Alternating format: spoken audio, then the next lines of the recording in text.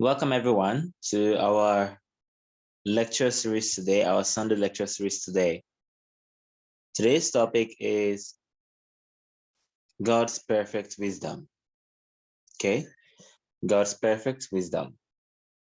And in fact, we're going to be discussing much of this from the book of James, James chapter 1. And if any one of us here have access to Bibles, of course, you can open it to this text and follow me as I read. Or maybe, in fact, I would share my screen. And I would share it on the screen right here with us.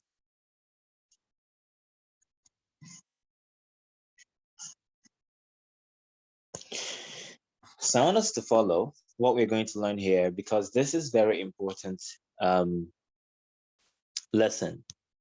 So this is Revised Standard Version, and it reads in James 1. It goes from verse 2.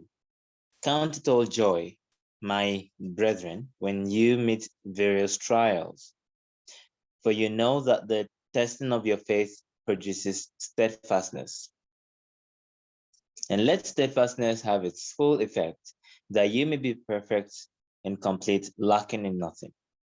Well, before we move on to the 5th verse, which actually introduces us to the topic of wisdom, maybe I think it would be wonderful to understand what these 2 verses or these 3 verses are saying from verse 2 to verse 4. It starts with, count it all joy when you meet various trials. I remember a couple of years ago, I personally thought this meant count it all joy when physically people are resisting you for teaching the word of God. So I exposed myself to all sort of conviction and beliefs that I would be resisted for teaching the word of God. And I was going to count it all joy. And it actually happened. It's funny, but it really did happen, but exactly as I believed it. And I think it's about 3 to 4 months after I began to entertain the belief when the whole thing began to happen. And I was really facing all the what I called the persecutions for myself then. This was a long time ago, but it occurred. However, that's not what it is saying at all. But that doesn't mean that if I make it seem to be what I think it is saying, that it wouldn't be, because my assumptions are creative. So let us have that in mind. So many things in this world are not exactly how we perceive them, but our perception would make us have what we are perceiving. But what is it saying? Well, count it all joy, my brethren, when you meet various trials. If you want to understand scriptures, you want to make yourself the central figure of any story you are reading, the central character. And you want to make yourself be the central character, not as the limited human being you need yourself to be, but as God, as the imagination. That is how you want to understand it. So first, approach this by going, I am God, the imagination, and I am the one that I should count it all joy when I meet various trials. So what is the one thing that could actually try my imagination? My senses and the evidence it presents me with, and my reasoning, and all the justifications it presents me with. Those are the things that try us, each one of us, morning, noon, and night. You want something. I don't know what it is you want in this world today, but you want something. And you imagine that you have it. Okay, then. Your senses then give you a trial. It tells you you don't have it yet. That's the trial. And tries to implant another idea, a suggestion that it hasn't been or it hasn't occurred to you. So count it all joy when that happens. Instead of trying to resist it, instead of trying to stop it or becoming frightened and worried that because of the trial in your consciousness, you've lost the fruit of your wish fulfilled, do not assume loss, rather count it joy. In other words, in spite of it, rejoice. So we meet various trials morning and night from Adam and from Satan. Adam is the man of senses, and Satan is the man of reason. And these two are actually buried in our nature. But it is God who is acting all the parts. It is God who can limit himself. No one can limit him. He's the one who can expand himself. No one can expand him. You have something you want, you imagine it, you have it, and then your senses try you, and you accept the trials of your senses by paying attention to it. Well, do not pay attention to it any further, but begin to count it joy. Rejoice in spite of it. Then he carries on. Why would you count it joy? For you know that the testing of your faith. Okay, so there we go. What faith? The faith that you have what you want. We're going to see that just as we read further.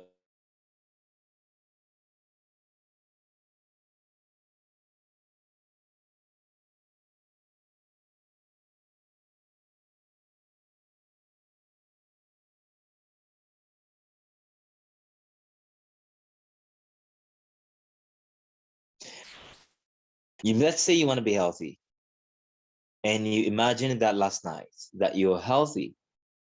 You slept into the state of feeling strong. You woke up this morning and your body still aches. The condition still persists. All right. Now that is testing your faith. Are you going to be faithful and continue to dwell in the idea that you are healthy? Or are you going to go back to the worry and go, oh, it doesn't work. It hasn't worked. It's not working. I've tried everything. Or maybe I should use the medicine now because there's too much pain. Maybe I should visit the doctor now. Maybe I should actually go through the procedure now. Or maybe the procedure is not going to help me. Maybe the medicine has now failed.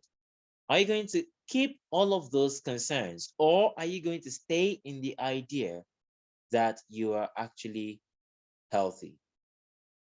Could you give me a moment?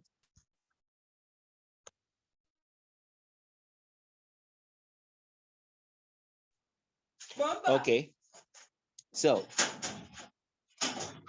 it is either it's either you are keeping the faith or you are accepting the test and you're failing the test. Okay, but you know that the testing of your faith produces steadfastness. Another version would say produces patience or long suffering. Steadfastness, meaning you are steadfast in the same idea. You remain in it, steadfast in it. You're not shaken. Now it continues, it says, and let steadfastness have its full effect, that you may be perfect and complete, lacking in nothing. I'm sure that every one of us here have heard the idea on one or two occasions that um, when you that manifesting isn't about the techniques, it isn't about the physical material substance, it's about knowing that you are God. It's about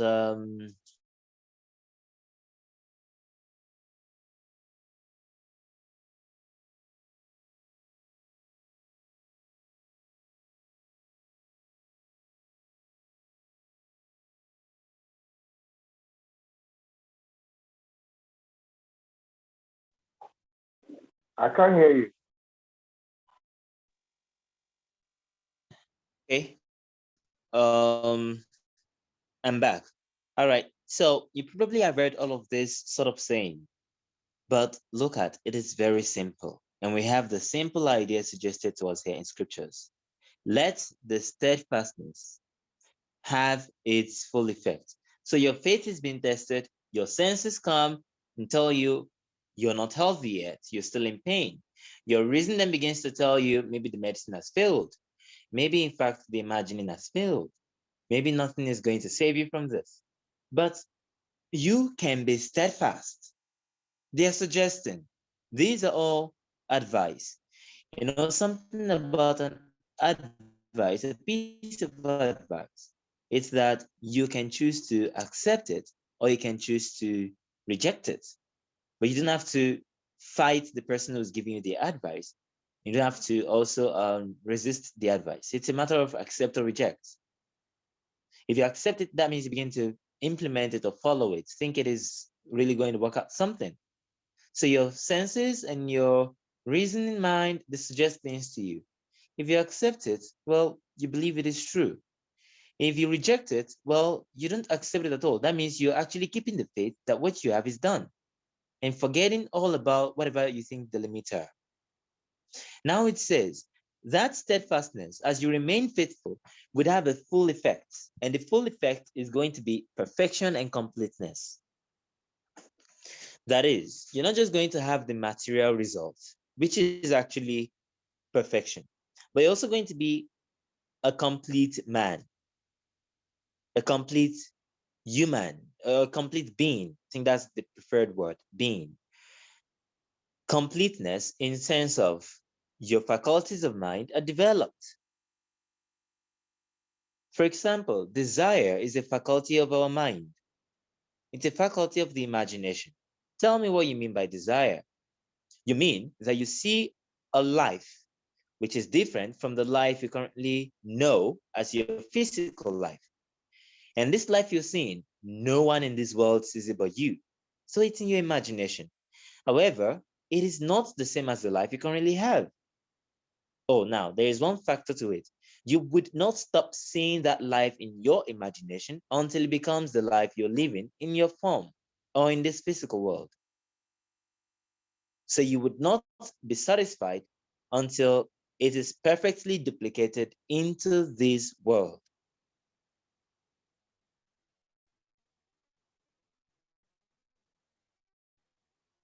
All right, now be steadfast.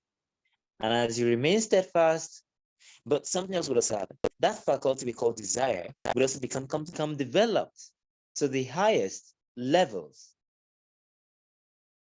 How about another faculty we call visualization or fancy? It's a faculty of your imagination. Now, what do we mean by visualization? We mean you preview what it would be like if you already have it. For example, what you would say, what you touch, or what you would do. And this last week, so many people messaged me with this, they want, or that, they want, or this, they want. And there's only one question I ask, of that this is the current situation in their lives. So I asked the first question, what do you want? Then the second question, and this is the question I ask the most. So what would you see? What would you touch? What would you say if it were true that you have it? Then they answer that. So where are they constructing the answer from? They're making it all up. But I would see it's made up. It's not seen yet, but I would see it. But how do I know I would see it? Because I'm already seeing it in my mind. So it's being made up. That's the faculty. That faculty has to reach its completeness, its highest height. How about your attention? The ability to focus on the same idea, exclusive of what your reasoning mind and your senses are suggesting. That's the faculty of your mind, of your imagination. And as you remain steadfast, you're completing and perfecting these disciplines of your mind until you become a full man who lacks nothing. Now, people resist you for saying the words. Can you hear now, everyone?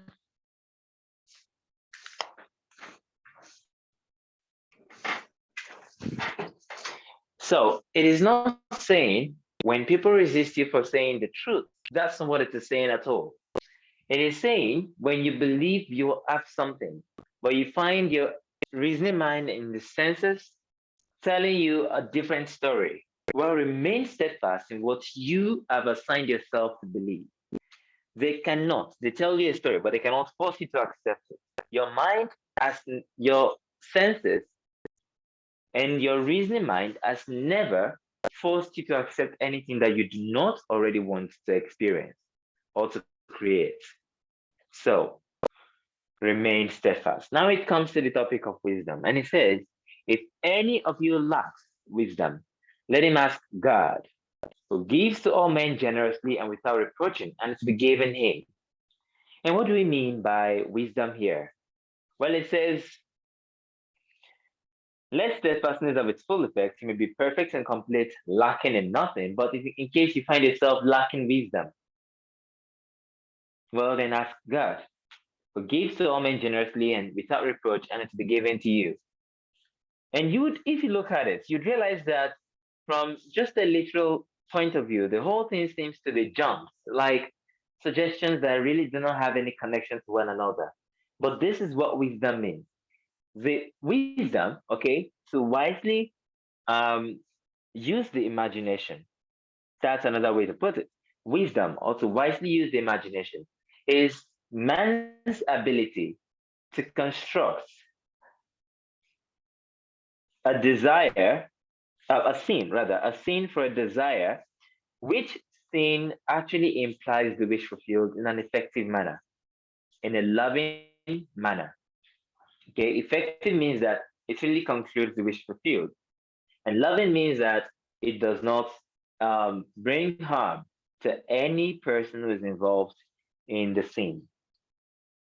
That is what it means to have wisdom, the ability to construct an effective scene. That's wisdom. Because, and I would like to ask a question there. Maybe I would like one or two persons who might know the answer to please give a response in the chat. And it is this: what is the greatest mirage of mankind? Who knows, please? The greatest mirage of mankind. Neville describes it in case you want to maybe look for the answer, I can give you a hint. It describes it, the last sentence in chapter 14 of The Power of Awareness. That's one of the places where he mentioned it. The last sentence in chapter 14, The Power of Awareness. It describes it there.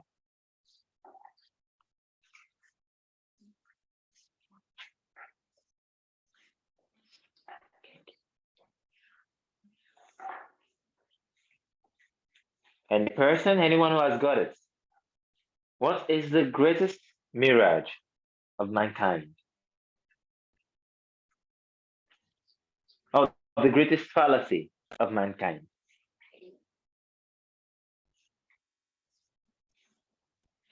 I gave the hint. I gave us the place where we could find it. So please, someone help us with this. I want someone to text it in the chat. What is? So these are some things we want to really keep in mind so that we could watch ourselves to not entertain them. All right. The greatest fallacy of mankind is what?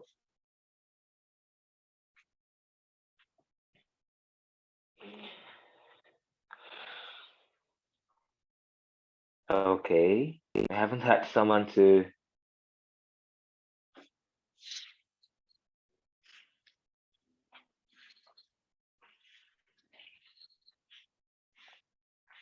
So no one found it. Okay. Well, this is it. Thinking of rather than thinking from the visual field. Is effortless.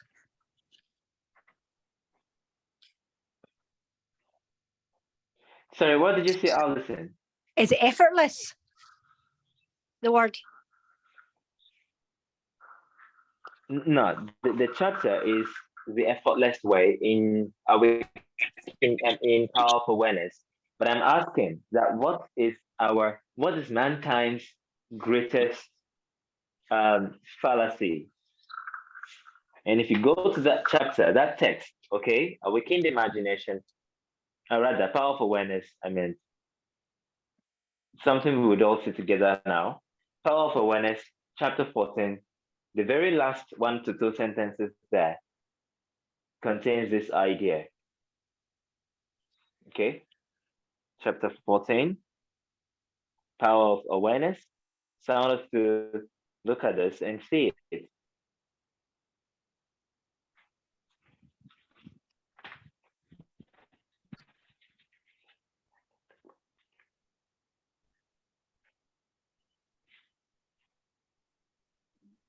Daydreaming. Daydreaming. The Exactly. That is simple it. That's fallacy another way to in express dreaming. daydreaming. Thank you, Eric. There you go. So it says, translate your dream into being. Perpetual construction of future states without the consciousness of already being them. That is picturing your desire without actually assuming the feeling of the wish fulfilled is the fallacy and mirage of mankind. It is simply futile daydreaming. That's all of it. But wisdom is man's ability, okay, to go from just having the desire to constructing the state or the scene that would imply it is fulfilled and actually dwelling in that scene. That's wisdom. But let's carry on. So it says, if any one of you lacks wisdom, ask God, who gives to all men generously without reproaching, and to be given him. So if you don't know how to imagine constructively or masterfully, well, what is the true solution to that? Assume you know it. You can do that. I can do that. God is your own wonderful human imagination. So imagine, in fact, imagine that you know how to use your imagination in a very amazing and perfect manner, in a masterful way. I know that there are many times that I revised that was a revision when I first started to do revision. Maybe not so many of us here have come across that, but yes, I did that. When I wanted to revise, I would miss out a day, 2 days, then I would revise the following morning when I woke. And I realized, I slept off before I did the revisions. I'd revise that I did the revisions. I did that. You can do something like that. Sometimes we don't know how to construct the scene, but then there's something we can do. We can assume, we can feel like, that's another way to put it, feel like we constructed the perfect scene and we imagined it and we got the result.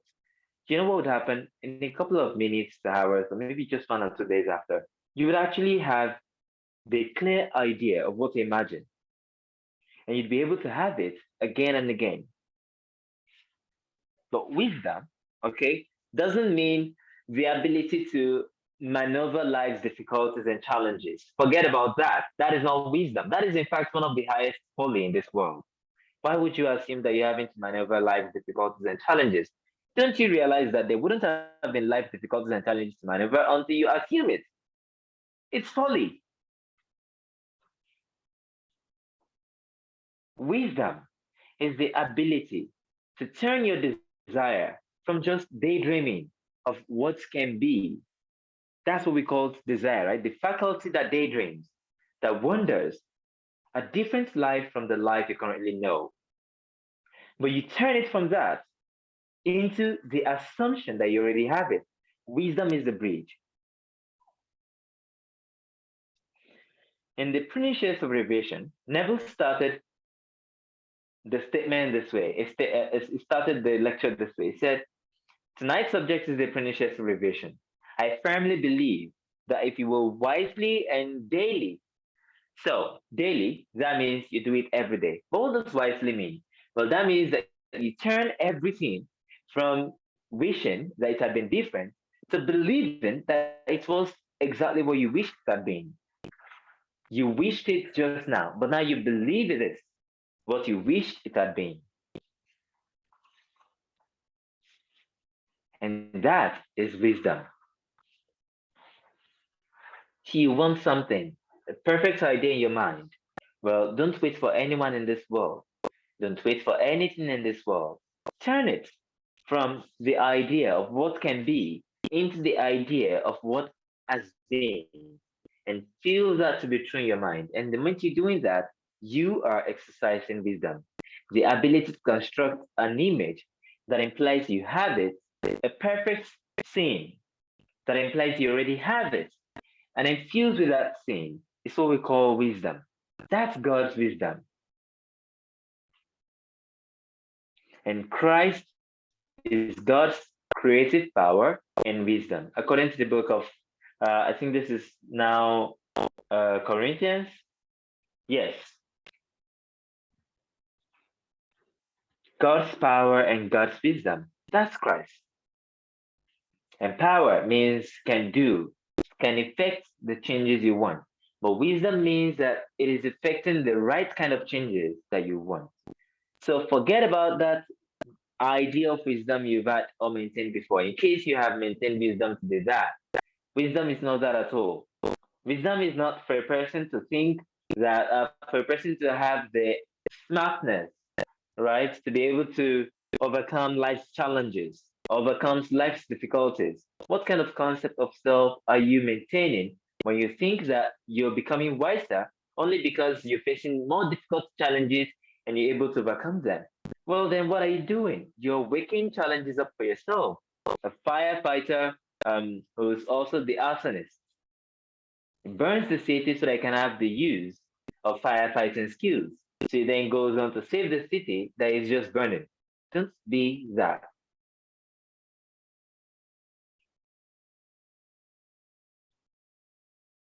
Okay, but we carry on. It says, let him ask in faith with no doubting. For he who doubts is like a wave of the sea that is driven and tossed by the winds. For that person must not suppose that a double minded man, unstable in all his ways, will receive anything from the Lord. What is the one thing in particular from this text that a double minded man cannot receive from the Lord?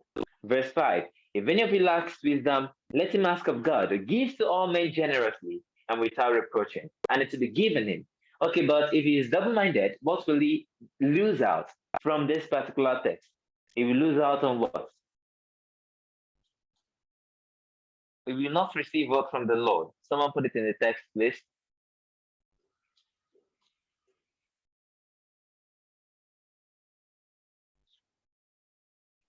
Are we far from our phones or we just type in a long answer? What would a person miss out from here? Yes, blessed? Okay, the question is what will the person miss out, right? A person who is double minded, what would he lose out according to this text? What would he not receive from the Lord? Nothing. Yes, nothing. But in this particular text, from 5 to 7, from 5 to 8, there is something in particular. There's a particular thing that this person is before the Lord to ask, and then he's double minded and it doesn't receive that one thing. The wish fulfilled, Mary, yes, but not exactly. I want this thing is in this text. It says, and I'm reading it again, so I'm giving us the hint again. If any of you lacks wisdom, let him ask God, who gives to all men generously and without reproaching, and it's be given him. But if a person is double minded man, unstable in all his ways, he will receive nothing from the Lord. So, what would he lose if he is a double minded man and unstable in all his ways? Not receiving anything from the Lord. Yes, but there is one thing in particular that he has come to the Lord to ask here. Read it again. Read the text Wisdom. again. Ah, Wisdom. Very good. Wisdom. Thank you right there. I'm not able to say the name, but I think this is Gopi Chand. I don't know if that's the proper pronunciation. Yes, wisdom.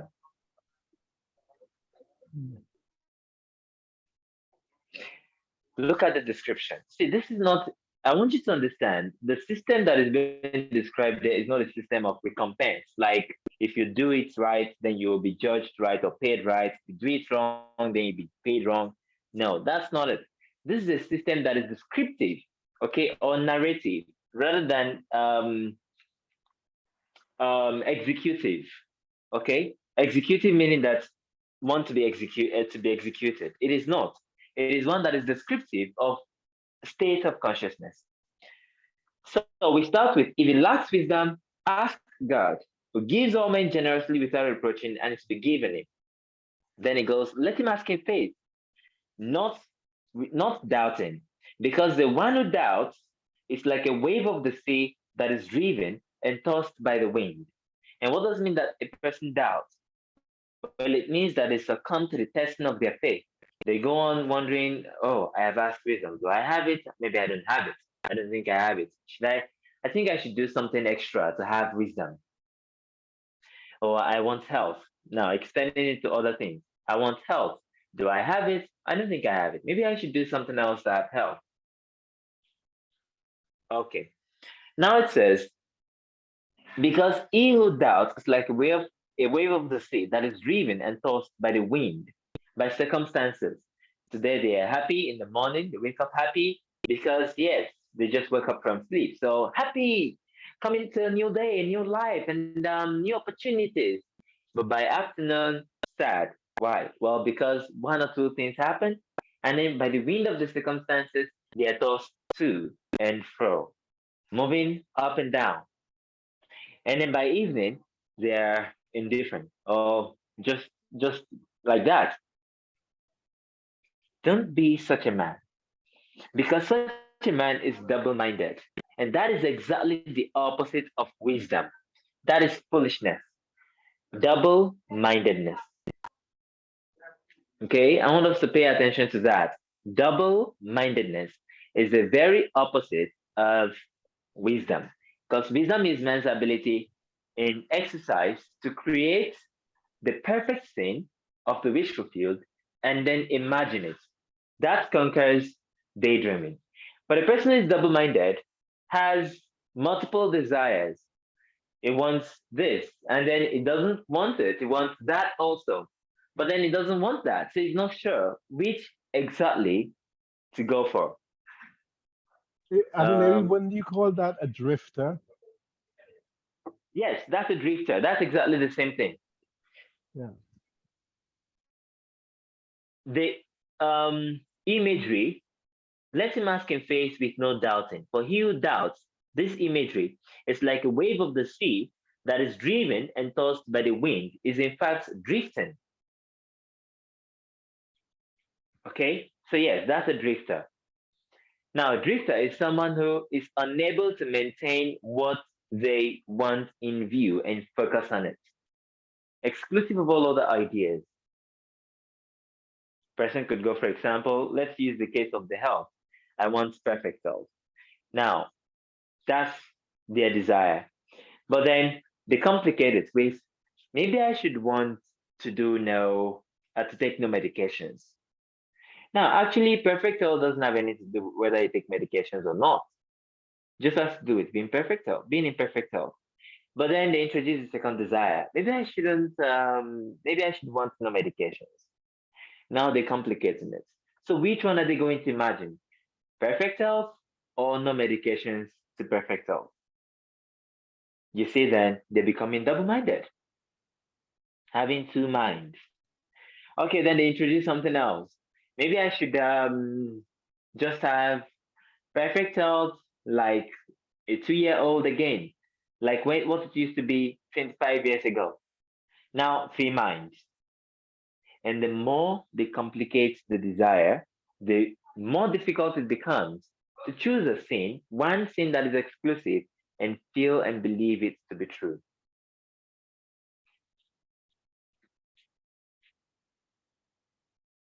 So, wisdom is man's exercise of the ability in him to construct a scene that implies one desire is fulfilled and to fuse with that scene. That is wisdom. Let me see if I could also demonstrate it here for us. So he has one desire, okay? And then he makes one scene for it. And then he persists on this one scene. In other words, he repeats it. This whole thing is what we call wisdom. Now, if he has a second desire, he's going to do the same thing for each. He's not going to use this particular desire and take the same for it. Now, that is not wisdom anymore. That is double mindedness. Because when he is using this thing for this desire, what would he feel? This or this? Do we all understand this picture?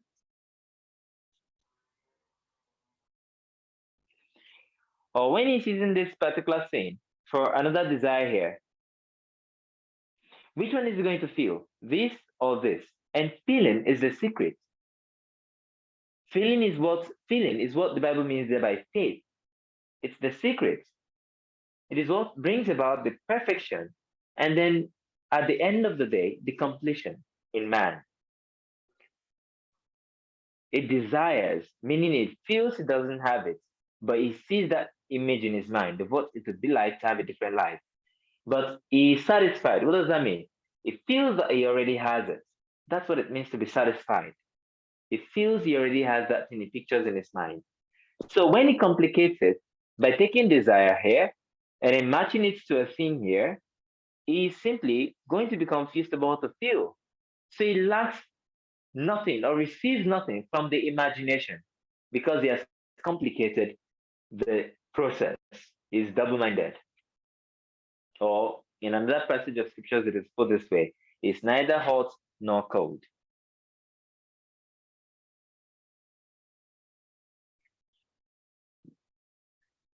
What then are we to do? Well, the solution to it in a very practical term. Let's go and look at that passage. It tells us repeatedly, in fact, throughout this whole chapter, we find the solution repeatedly mentioned there. Let us look at it in just one of the places where it is mentioned.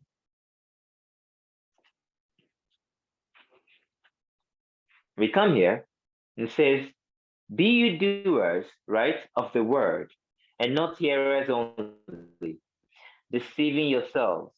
For if anyone is a hearer of the word and not a doer, he is like a man who observes his natural face in the mirror. So let us use the imagery or the analogy rather that is being used here to understand the message that is being passed across. So if anyone is a hearer and not a doer, he's like a man observing himself, his natural face in the mirror. Picture that. He's looking at himself in the mirror. He's looking at, wow, I look so good, so handsome. Then for he observes himself and goes away and at once forgets what he was like. This in fact happens to people literally. They look at themselves in the mirror and they go, wow, I'm looking so beautiful. So a lady could go, looking so pretty or so well dressed. And then he goes out of that and attends the function, attends the party where she's dressed up for. And the first thing she's thinking by seeing other people is, for me, as beautiful as that, I think I'm looking uglier and she's looking more beautiful. Isn't that strange? She just concluded a few minutes or hours ago that she's beautiful. She's the most beautiful person in the world. Looking in the mirror. That is double mindedness. Unable to maintain a sin, unable to keep the same sin, unable to remain steadfast in it. And that person would lack the wisdom. But a wise man is one who does this. He who looks in the perfect law of liberty and perseveres. That means he continues to look. He doesn't stop looking. He continues to look. Being no hearer that forgets. Do you see that? That's just what makes the distinction. The person who looks at himself in the mirror and then moves away from that mirror, forgot what he looks like just now, how much he adored himself, how beautiful he looks, and that natural face was observing in the mirror. But this one perseveres, so he doesn't forget. But the doer of the act, he shall be blessed in his doing. So you have a word of promise in your heart, something you want. I don't know what it is, and I don't care to know what it is you want, whether it is big or small, large or little, or any dimension in this world, or colored black or colored white. I don't care. Whether it is available only in hundreds of miles away, or it is just by your reach. I don't care. Whether there is any person who can deliver it to you in this world, or there has not been any person born who can make it happen in this world. I don't care. But you want it. That's the word. Now, be a doer of it. So translate it from just dreaming about it into being it. Because otherwise, that would be futile daydreaming. That would be the fallacy and mirage of mankind. So translate it from thinking of it into thinking from it. Ask yourself these questions. Anytime you construct a desire in your mind, ask yourself these questions. What would I see if I already have it? Actually have it in the place where I want it to be. If it is something you want to acquire, let's say you want to acquire some piano, right? You know where it could be in your house, right? So what would I see if I already have it? Of course, I would see the piano sitting right where in the corner where it is meant to see it. That's what I would see. Forget about I would see myself jumping for joy. Forget about that. I would see the piano. It's as straightforward as that. Okay. So what would that's the first question. What would I see? The second question is what would I touch or do? Okay. It could be touching or it could be doing. You could touch a person by handshake, or you could do something like hug a person. That's a hug. That's doing. It's still a sense of touch. You could be walking. You're still having a sense of touch. You could be, if it's the piano, for example, then one of the things you'll be doing is to play on the keys, right? Play the keys of the piano. That's something you could definitely do. That's something you would touch, the keys of the piano. So you ask yourself that question and you give yourself a definite answer to it, not something vague. Oh, I'd be doing parties. No. Okay, what kind of party would it be? So what would you be touching in the party to make it vivid that it's a party? Let's say you be touching um that champagne glass, right? That's something you could be touching. Or you could be touching your friends at a party, giving them handshakes. That's something you could be touching. Be very specific and detailed.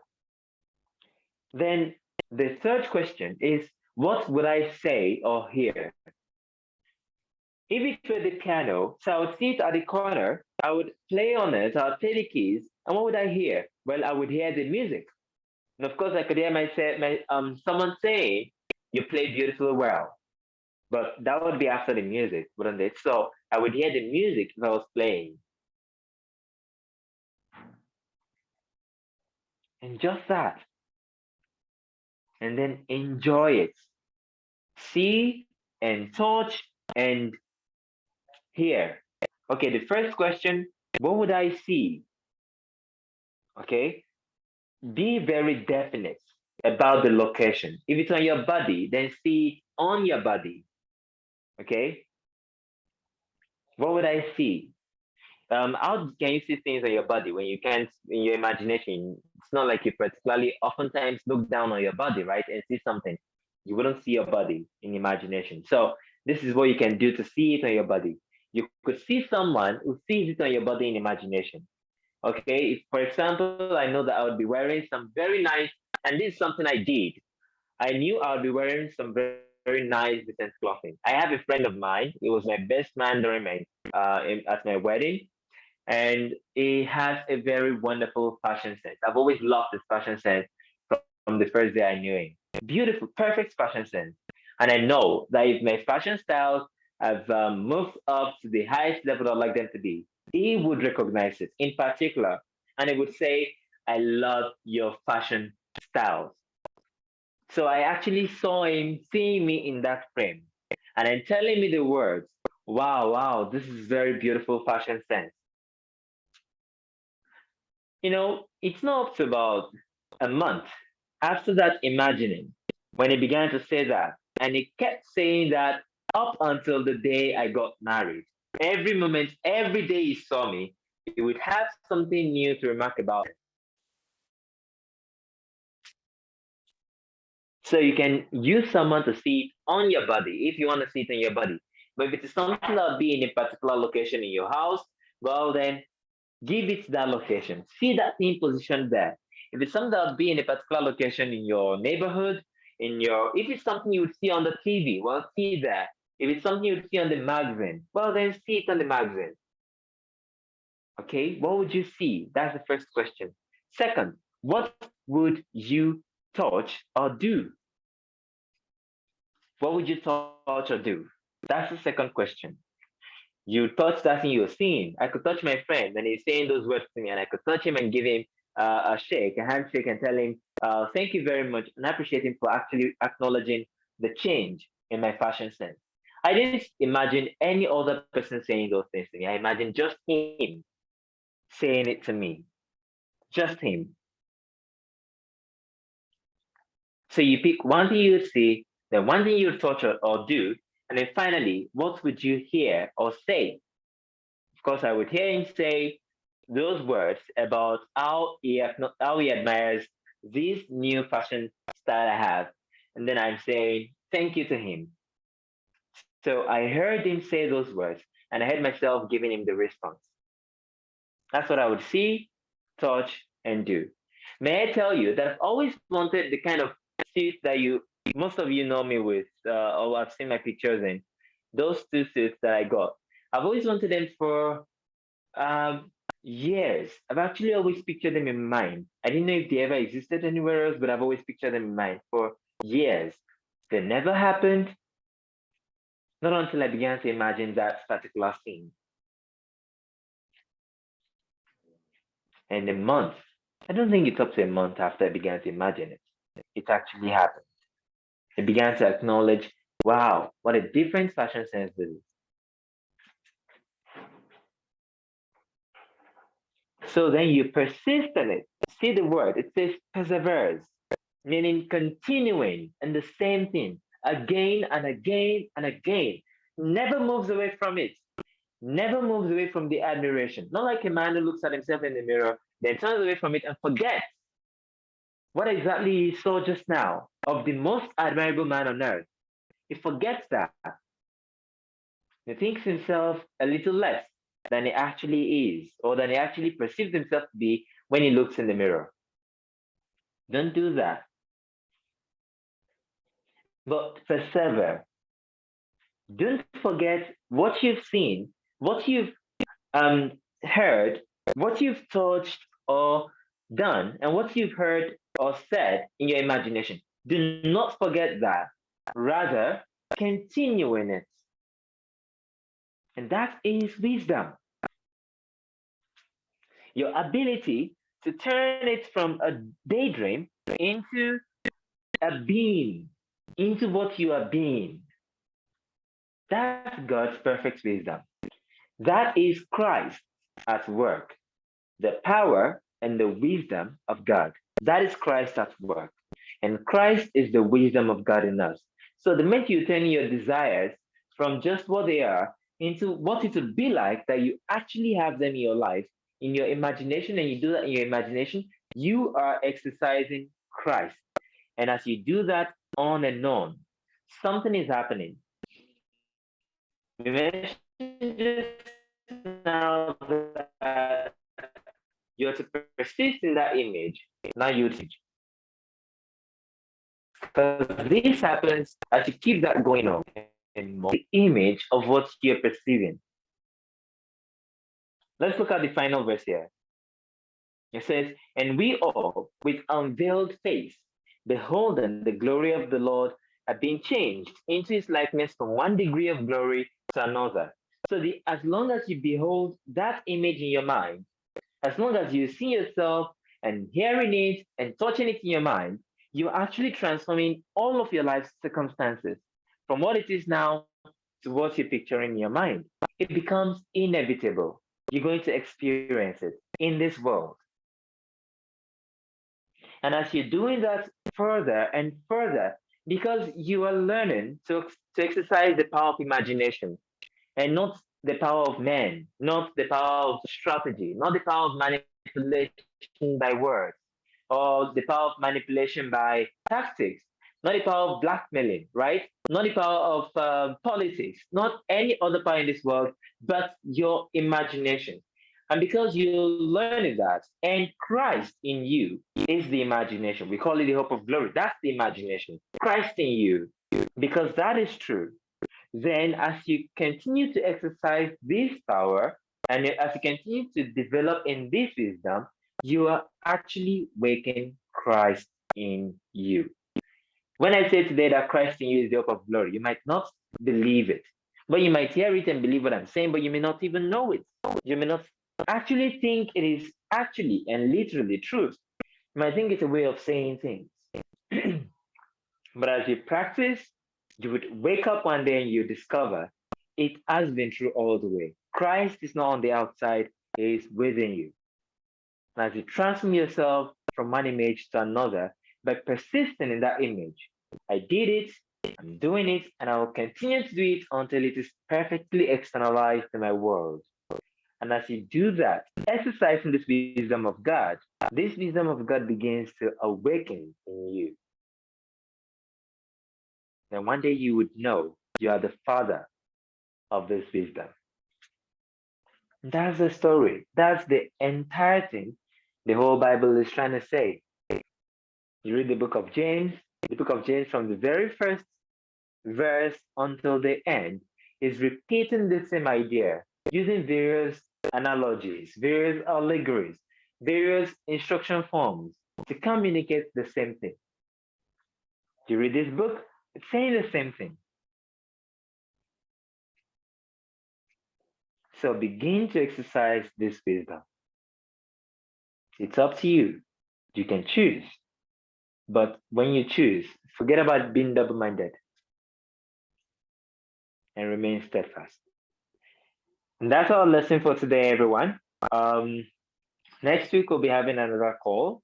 So until then, do all have wonderful. Oh, by the way, for those who are business owners amongst us, or in case you would like to own a business and, of course, be wealthy with your business, this is something you can join Wealth Drill 3.0. So send me a message actually to register in it. Oh, okay, this is not 3.0. But Wealth Drill 3.0 is what I'm inviting us for. So, oh yes. So it's starting tomorrow, and it's you can just send me a message to register.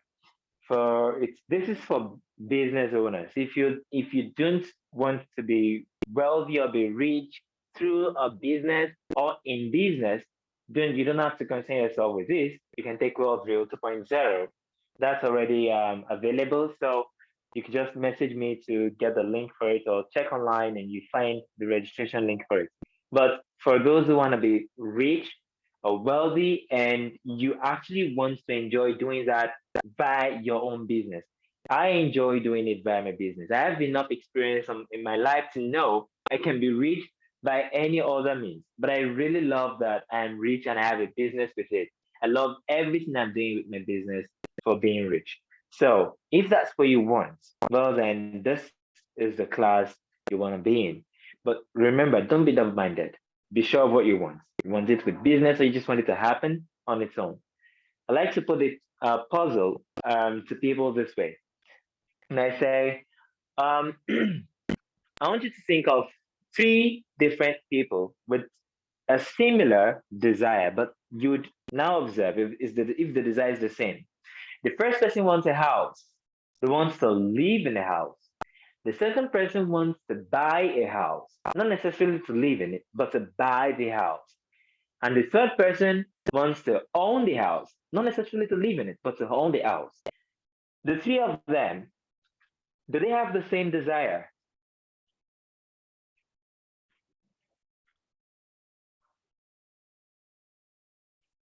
Do they have the same desire? No. How? Let's just look at it. First is that the feelings are different. We say feeling is the secret.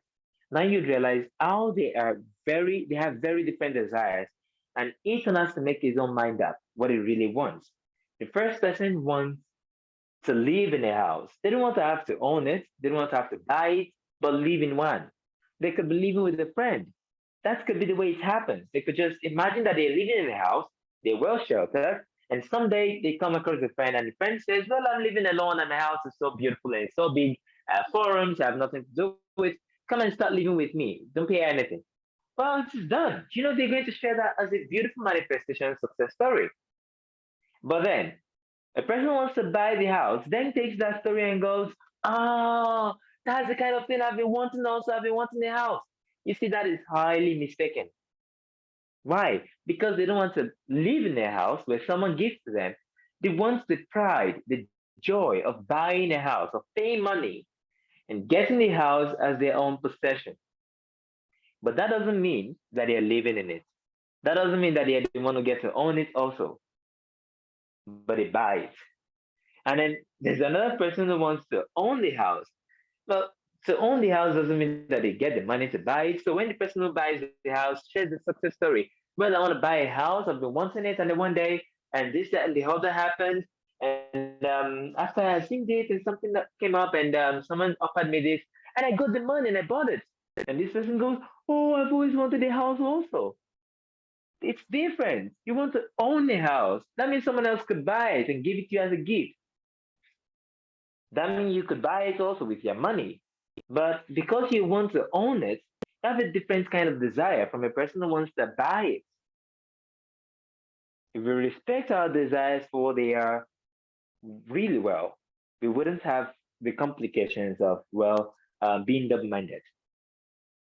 So if you want to own wealth in business, right? You want to be a business owner who is wealthy, then send me a message for this, okay? And then you'd register. So have a great time, everyone. Until next week, we meet again. Bye bye.